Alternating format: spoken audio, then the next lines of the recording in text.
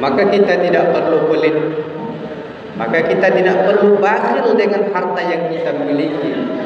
Karena sejatinya harta yang kita miliki itu, kalaulah kita tidak arahkan ke jalan Allah Subhanahu wa taala, maka ia samalah seperti daki dunia, seperti daki dunia.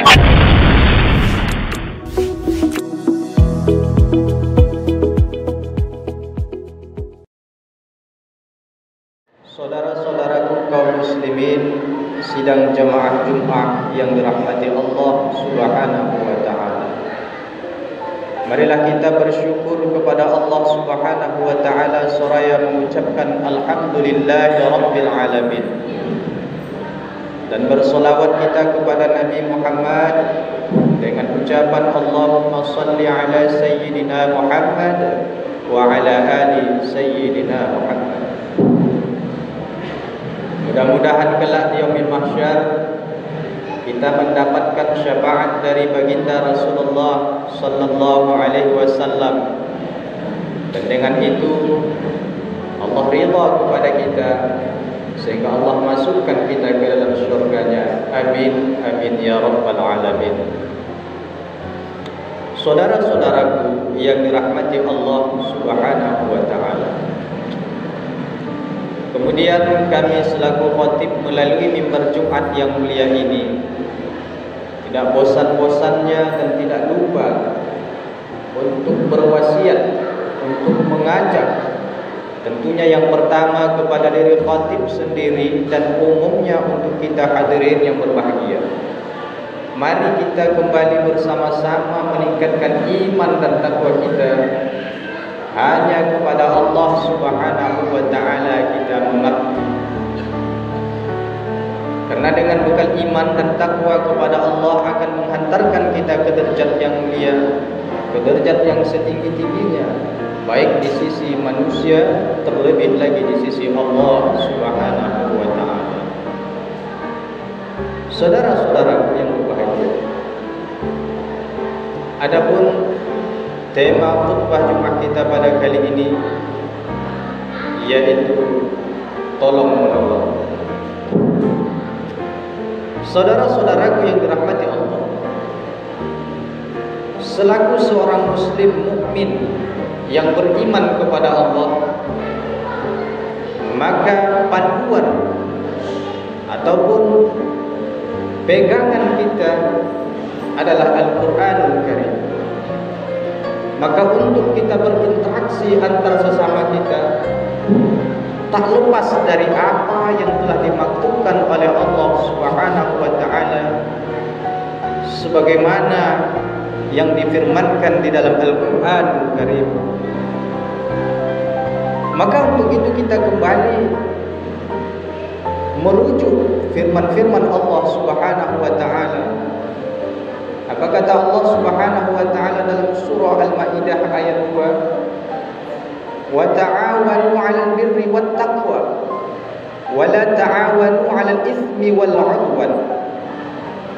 Tolong menolonglah kamu dalam berbuat kebaikan dan takwa, dan jangan kamu tolong menolong dalam berbuat kerusakan, dalam berbuat dosa, kemaksiatan kepada Allah Subhanahu wa taala. Saudara-saudara, apa maknanya ini? Bahwa Allah Subhanahu wa taala jauh sebelum kita hari ini, Allah sudah memerintahkan, Allah sudah mengingatkan kepada kita hambanya untuk saling bergotong royong, untuk saling menolong, untuk saling memberi.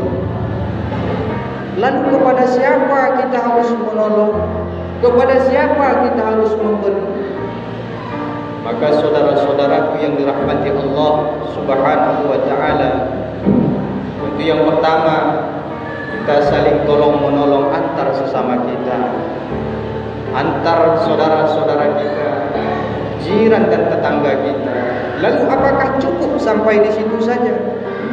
Apakah cukup kita hanya memberikan atau hanya memberikan pertolongan itu kepada saudara-saudara kita, kepada jiran tetangga kita? Apakah kita bisa memberikan pertolongan kita itu, bantuan kita itu kepada hal yang sifatnya benda mati misalnya. Saudara-saudara yang dirahmati Allah, bahwa dalam hal ini ada tempat yang kita bisa memberikan atau mengeluarkan harta kita, menginfakkan harta kita di jalan Allah Subhanahu wa taala. Terlepas kita dari menolong antar sesama kita, terlepas kita dari menolong saudara-saudara kita, kita juga boleh memberikan, menyalurkan bantuan kita kepada tempat-tempat ibadah, kepada pendidikan yang mengarahkan kepada syariat-syariat Islam. Artinya, jika tempat itu memang tempat untuk mendekatkan diri atau langkah-langkah agar supaya diri kita, anak kita dekat kepada Allah Subhanahu wa taala, maka boleh kita salurkan bantuan kita ke sana.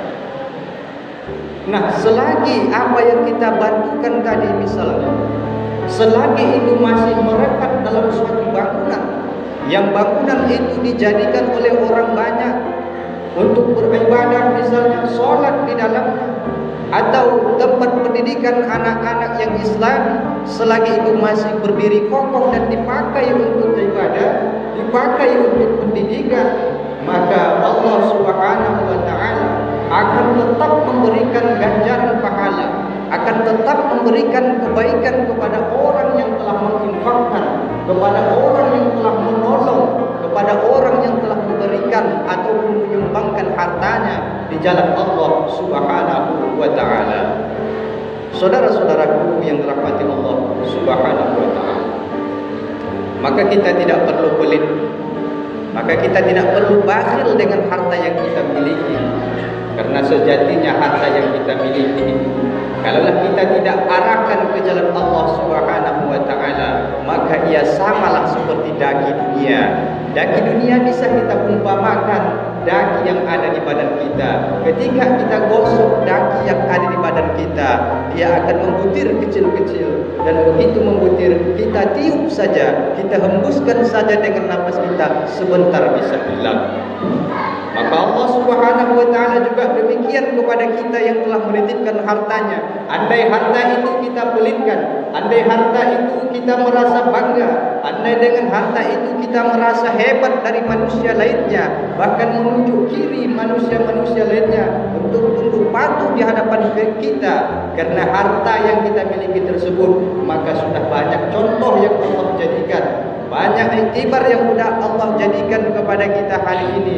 Seperti zaman dahulu ada Sa'labah namanya, orang yang kaya tetapi sombong, orang yang kaya tetapi bakhil. Akhirnya Allah Subhanahu wa taala menggulung habis semua hartanya. Saudara-saudara yang dirahmati Allah Subhanahu wa taala, maka kata Rasulullah sallallahu alaihi wasallam, perumpamaan harta dengan ilmu, al-ilmu yahrushuka wal malu tahrushuk. Kalau engkau berilmu, kata Rasulullah, maka ilmu itu yang akan menjagamu. Tapi wal malu tahrushuka, ketika engkau memiliki harta, maka engkaulah yang akan menjaga harta itu. Begitu bertambah harta, bertambah pula tingkat kekhawatirannya. Bertambah harta, mungkin berkurang jatah jam tidurnya karena sibuk memikirkan daripada harta-harta tersebut. Andai harta ini tidak kita infakkan di jalan Allah Subhanahu wa taala, maka ketika kita habis binasa, meninggal dari dunia ini, harta ini tidak akan dapat memberikan pertolongan kepada kita. Saudara-saudaraku yang dirahmati Allah, untuk itu Rasulullah sallallahu alaihi wasallam pernah bersabda, "Wallahu fi 'auni al-'abd ma kana al-'abdu fi 'auni akhihi." Allah Subhanahu wa taala akan senantiasa memberikan pertolongan kepada hambanya jika hamba itu mau memberikan pertolongan kepada sesamanya. Saudara-saudara yang dirahmati Allah, maknanya adalah selagi kita masih hidup, disinilah bisa kita berbuat kebaikan. Selagi masih hidup, disinilah kita bisa tempat untuk menanam amal ibadah kita. Selagi kita masih hidup, mari kita sama-sama berbuat kebaikan. ad-dunya mazra'atul akhirah. Dunia ini sebenarnya adalah tempat untuk bercocok tanam. Dunia ini sebenarnya adalah tempat untuk kita menanam benih, dan hasil daripada yang kita tanam di dunia ini akan kita petik, akan kita raih, yaitu di negeri akhirat. Saudara-saudaraku yang dirahmati Allah Subhanahu wa taala, maka mari kita, kalau seandainya Allah Subhanahu wa taala berikan kelebihan harta kepada kita, kita bantu saudara-saudara kita. Apalagi di era yang sulit, di era yang penuh suka duka saat ini, banyak saudara-saudara kita yang mungkin di PHK, banyak mungkin saudara-saudara kita yang hilang pekerjaannya. Maka inilah kesempatan kita untuk berbuat baik kepadanya. Andai masih lebih harta kita, mari kita arahkan, kita infakkan ke jalan Allah Subhanahu wa taala. Mungkin barangkali masjid kita dalam pembangunan, kita ketuk hati kita buka mata hati kita untuk menginfakkan, untuk memberikan, menyalurkan harta kita itu di jalan Allah Subhanahu wa taala. Niscaya selagi masjid itu berdiri kokoh, selagi pendidikan Islam itu berdiri kokoh, kita telah meninggal dunia nanti akan dapat sinar-sinaran kebaikan dari apa yang telah kita tanam hari ini. Saudara-saudaraku yang dirahmati Allah Subhanahu wa taala, kiranya demikian saja isi khutbah kita pada pertemuan kali ini. Semoga ada hikmah dan manfaatnya dalam kehidupan kita, dan dapat kita amalkan, dapat kita ajarkan. Bila mana kita memiliki harta, dapat pula kita salurkan di jalan Allah Subhanahu wa taala. Fa'tabiru ya ulil absar la'allakum turhamun.